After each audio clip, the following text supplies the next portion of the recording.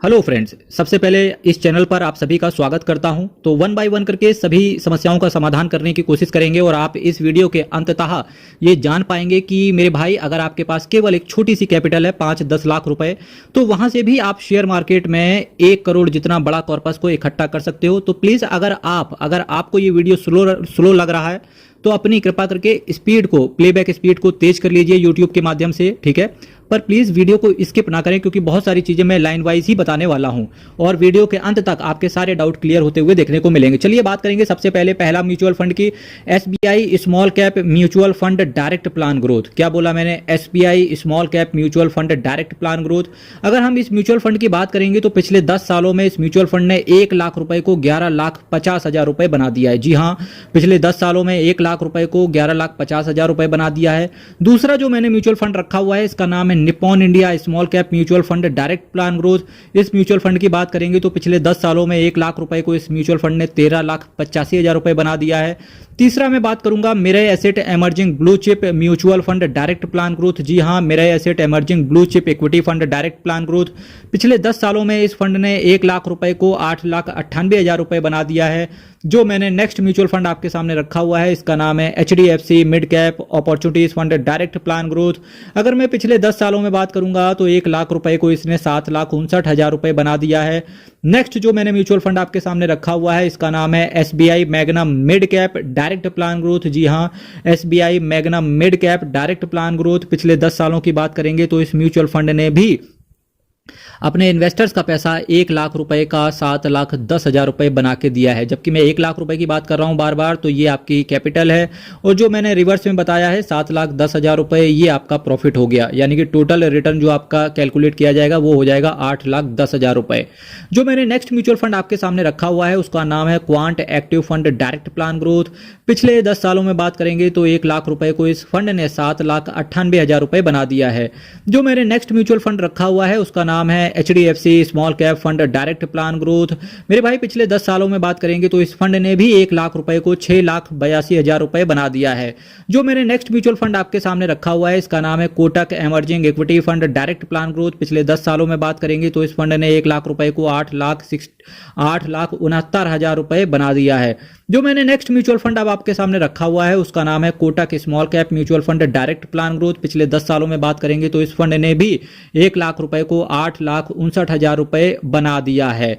मेरे भाई, जो मैंने last but not the least जो म्यूचुअल फंड आपके सामने रखा हुआ है, उसका नाम है quant tax plan direct growth. अगर हम पिछले 10 सालों में बात करेंगे तो इस फंड ने पिछले 10 सालों में 1 लाख रुपए का 8,54,000 रुपए बना दिया है। तो मेरे मित्र, ये जो मैंने आपके सामने डेटा अभी तक रखा है, ये पिछले 10 सालों का है। तो इस हिसाब से अगर आप देखेंगे तो टोटल मैंने 10 म्यूचुअल फंड को सेलेक्ट किया और देखिए कितना, 10 म्यूचुअल फंड के अंदर मैंने हर म्यूचुअल फंड के अंदर 1-1 लाख रुपए डाल रखा है। तो टोटल कितना रुपए लग गया? 10 लाख रुपए का आपका लमसम हो गया एक साथ, ठीक। अगर आप ये टोटल रिटर्न आप इसका देखेंगे तो 89,64,000, यानी कि ऑलमोस्ट क्लोज टू 10 लाख रुपए लगा करके आपको प्रॉफिट के तौर पे आपको कितना मिल रहा है? 90 लाख रुपए अप्रोक्सीमेटली मिल रहा है। अगर ऑलमोस्ट देखेंगे तो 89 लाख रुपए हो गया। और अगर इसके बाद 10 लाख अगर आप इसमें से अपना रिटर्न जोड़ देंगे तो 1 करोड़ का पोर्टफोलियो आप ये मान के चलो आपका तैयार हो गया। केवल 10 लाख रुपए की लमसम से आपने अगर 10 म्यूचुअल फंड को सेलेक्ट कर लिया है तो 1 करोड़ का कॉर्पस आप 10 साल में बना सकते हो। कितना आसान है। अब कुछ लोग कहेंगे यार सिक्योरिटी जी, हम तो बहुत ही नीचे उससे आते हैं, हमारी तो मीडियम क्लास फैमिली से बैकग्राउंड से हम बिलोंग करते हैं। तो अगर आपके पास केवल 5 लाख रुपए ही है तो भी आप 44,82,000 रुपए तक पहुंच सकते हो। उसके बाद किसी भी ऐसे म्यूचुअल फंड में सेलेक्ट करना जो आपको 3 साल में पैसे को डबल करके दे दे, तो डेफिनेटली उसके 3 साल के बाद आप 5 और 3 8 साल में ही आप अचीव कर सकते हो 82 लाख तक के जर्नी को। तो मेरे भाई, ये सारी चीजें आपको कब देखने को मिलेंगी? जब आपको किसी फंड के ऊपर भरोसा होगा। अब टोटल मैंने आपके सामने ये 10 म्यूचुअल फंड रखे हैं। क्या ये 10 म्यूचुअल फंड ही आने वाले समय में भी रिटर्न देंगे? बिल्कुल नहीं, ऐसा बिल्कुल नहीं होगा। बिकॉज म्यूचुअल फंड के अंदर एक कहावत है, और बल्कि ये सही कहावत है कि past return does not guarantee the future return. पिछला जो रिटर्न हुआ वो गारंटी नहीं देगा कि आपको क्या सेम म्यूचुअल फंड आने वाले 10 सालों में भी रिटर्न देगा। ये बिल्कुल जरूरी नहीं है। पर हाँ, इन 10 म्यूचुअल फंड को देख करके मैंने कुछ फैक्ट निकाले हैं कि ये सारे फैक्ट अगर आपके किसी म्यूचुअल फंड में आपको देखते हुए मिल जाते हैं तो डेफिनेटली ये फंड आने वाले 10 सालों में भी अच्छा रिटर्न देंगे।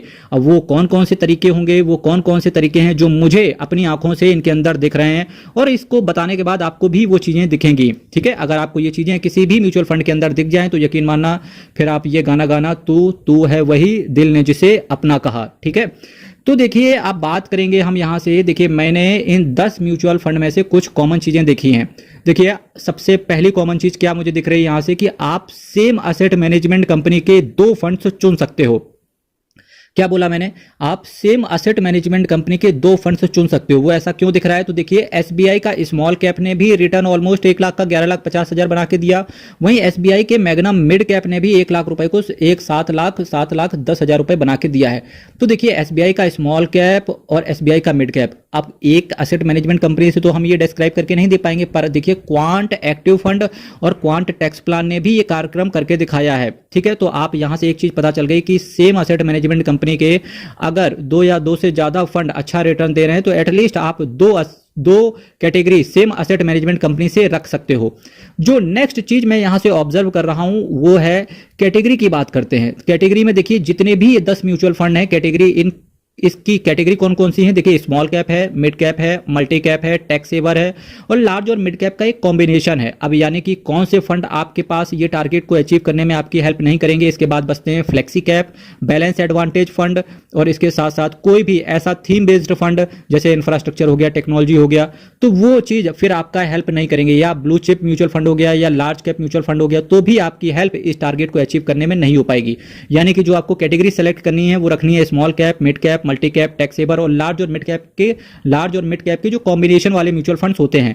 सिर्फ ऐसे ही म्यूचुअल फंड्स 1 करोड़ के टारगेट को अचीव करने में आपकी हेल्प कर पाएंगे जिन्होंने हर साल एवरेज, अगर मैं बात करूंगा सीएजीआर के हिसाब से 18% से ज्यादा का रिटर्न दिया हो। जी हां, सिर्फ ऐसे ही म्यूचुअल फंड आपको 1 करोड़ के टारगेट के पास पहुंचा पाएंगे जिन्होंने पास्ट में कितने परसेंट से ज्यादा का रिटर्न दिया हो? 18% के सीएजीआर से ज्यादा का कंसिस्टेंसी मेंटेन करके चलें।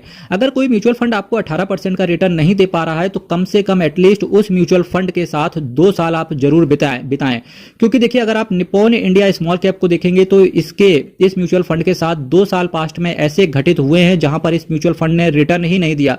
अगर मैं इन सभी म्यूचुअल फंड्स की बात करूंगा तो 2-4 साल का टाइम, पिछले 10 सालों में 2-4 साल इनको ऐसा लगा है, 1-2 साल का टाइम इन्होंने ऐसा लिया है जब इन्होंने कुछ भी रिटर्न इन्वेस्टर्स को बना के नहीं दिया है। तो कृपया करके अगर कोई म्यूचुअल फंड आपको रिटर्न, जो भी आज के मैं जो पॉइंट्स बता रहा हूं, इन पॉइंट्स के बाद अगर आपको कोई म्यूचुअल फंड 1-2 साल तक रिटर्न बना के नहीं देता है तो डेफिनेटली आपको उस फंड के साथ 2 साल तक उस फंड को वेट करना चाहिए रिटर्न देने के लिए। ठीक है, आपको अपने पोर्टफोलियो को डाइवर्सिफाई करना होगा। कि कुछ लोग सोचते हैं कि यार पूरा सारा का सारा पैसा स्मॉल कैप में डाल देते हैं, 20-25% से ऊपर का रिटर्न रहता है, पर आपको ऐसा करने से बचना चाहिए। अगर आप अपने पोर्टफोलियो को डाइवर्सिफाई करके चलेंगे तो भी आपको एक अच्छा रिटर्न अचीव कर सकते हो। क्योंकि देखिए ये जो 10 म्यूचुअल फंड है, स्मॉल कैप भी है, इसके अंदर मिड कैप भी है, टैक्स सेवर भी है, मल्टी कैप भी है और लार्ज और मिड कैप का एक कॉम्बिनेशन भी है।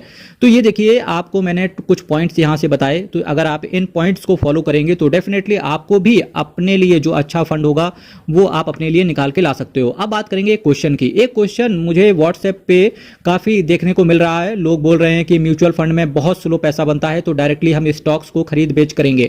बट अगर आप लोगों को भी ऐसा लगता है तो आप ऐसा गलत सोचते हो। पैसा सिर्फ 2 तरीके से आपको बनते हुए देखने को मिलेगा। या तो पैसा मेहनत से बनेगा, वो गधे वाली मेहनत मैं बात नहीं कर रहा, ठीक है, तो बिल्कुल स्ट्रेट फॉरवर्ड वे में मैं आपसे बात करने की आज चेष्टा करूंगा। या तो आपका पैसा देखिए मेहनत से बनेगा या फिर आपका पैसा बनने में टाइम लगेगा। तीसरा कोई भी शॉर्टकट नहीं है पैसा बनाने का। अगर आपके पास भी कोई ऐसा आता है कि बोलता है यार क्या कर रहा है तू, शेयर्स खरीद और बेच, ये क्या है, तो ऐसे लोगों से कृपया बच के रहें। क्योंकि जिनका पैसा बना है उन्होंने सिर्फ खरीदा है, बेचा कभी नहीं है। एग्जांपल के तौर पे अगर हम बात करेंगे, अगर आपने सुना होगा शेयर मार्केट के अंदर प्रकाश गाबा सर को, अगर नहीं सुना तो उनका नाम यूट्यूब पे सर्च करके देखना। उनके पास 90s में उन्होंने खरीदा था किसी जमाने में HDFC बैंक आईपीओ के जमाने से, ठीक, और आज भी उस शेयर को होल्ड करके चल रहे हैं। अगर उनका पैसा बना होता तो डेफिनेटली वो केवल खरीदते बेचते रहते और उनका पैसा HDFC बैंक से ही बना। अगर हम राकेश झुनझुनवाला साहब की बात करेंगे तो उनका भी पैसा सिर्फ टाइटन से ही बना है। उन्होंने हालांकि रास्ते में कुछ बहुत सारे शेयर्स खरीदे बेचे हैं पर उनका जो मेन पैसा है वो टाइटन से ही बना है और टाइटन आज भी उनके पोर्टफोलियो के अंदर पड़ा हुआ है। अगर किसी को नहीं पता तो राकेश झुनझुनवाला सर का पोर्टफोलियो जाकर के चेक कर ले।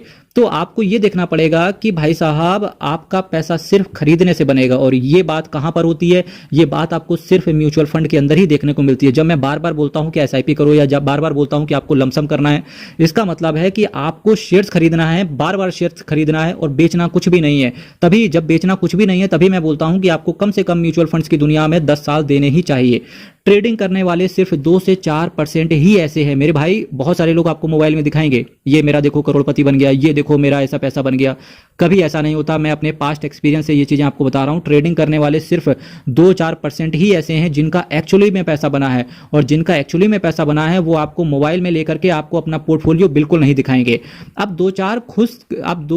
दो चार शेयर्स अगर आप खुद से खरीद लेते हो, या 2-4 शेयर्स में पैसे डाल देते हो, फिर वो कोई बड़ी बात नहीं है। पर अगर आप पर्टिकुलरली यही सोच रहे हो कि हम रोज शेयर्स खरीदेंगे, रोज शेयर्स बेचेंगे, तो वो फिर एक नेगेटिव पॉइंट हो जाएगा। क्योंकि 2-4% लोग ही केवल ट्रेडिंग के माध्यम से सक्सेसफुल हुए हैं, भले चाहे आप पोजिशनल ट्रेड ही क्यों ना लें। ठीक है।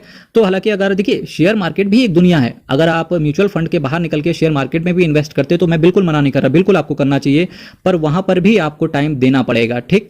अगर आपको 100 करोड़ भी बनाना है तो वो भी टारगेट आपका म्यूचुअल फंड के रास्ते से भी अचीव हो जाएगा। ये मैं अभी आपको दिखा चुका हूं 10 म्यूचुअल फंड के माध्यम से। तो जल्दी बिल्कुल ना करें, आप अपना फोकस जॉब या बिजनेस पे करें और कंसिस्टेंसी के साथ एसआईपी को करें। बिल्कुल एसआईपी और लमसम कंसिस्टेंसी के साथ करते रहें और लाइफ को एंजॉय करें।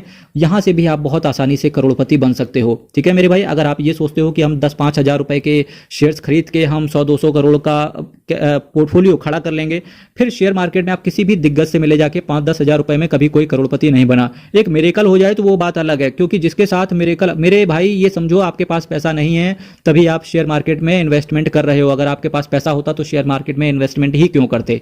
सिंपल सी बात है। और पैसा आपको आसानी से नहीं मिलेगा, क्योंकि ये भी चीज आपको पता है, क्योंकि अगर पैसा भगवान ने आपको इतनी ही आसानी से देना होता तो या तो आपको अंबानी के घर में भेजता, या अडानी के घर में भेजता, या डीएलएफ वाले के घर में भेजता, या फिर वॉरेन बफेट के घर में भेजता, या जेफ बेजोस के घर में भेजता, मीडियम क्लास फैमिली में ना भेजता। तो इसका मतलब है भगवान ने आपके साथ 2 परीक्षाएं लेनी है, एक टाइम वाइज परीक्षा लेगा और दूसरा मेहनत करवाएगा। ठीक है। तो ये दोनों चीजें आपको कहां से देखने को मिलेंगी कि अगर आप डायरेक्टली ट्रेडिंग करके चीजें देख रहे हो तो वहां से थोड़ा सा आप किनारा करें। ट्रेडिंग डेफिनेटली 2-4% सेलेक्ट हुए हैं, इसके लिए गुड लक। मैं और आपको बधाइयां देता हूं कि अगर आप मूड ही बना चुके हैं ट्रेडिंग करने का। ठीक है। म्यूचुअल फंड के मेरे को सिर्फ बताना इतना था जो लोग मेरी कैटेगरी में आते हैं, क्योंकि भाई मेरा सिंपल है, लॉन्ग टर्म में पैसा बने, स्लो बन रहा है कोई दिक्कत नहीं, क्योंकि मेरा पैसा स्लोली वाला गाना नहीं, बस वैसा ही मेरा भी पैसा बना है। मैंने कोई जद्दोजहद, कोई जल्दबाजी नहीं करी। आप अपना पैसा पढ़ाई पे फोकस कीजिए, अगर आप बिजनेसमैन हैं तो बिजनेस पे फोकस कीजिए, अगर आप सैलरीड एम्प्लॉय हैं तो अपनी कृपया करके अपनी जॉब पर फोकस करें। ठीक है। क्योंकि शेयर मार्केट में पैसा तभी बनेगा जब पैसा आपके पास होगा। हर हर महादेव, अयप्पा शरणम, हरीश शरणम। बहुत बहुत धन्यवाद।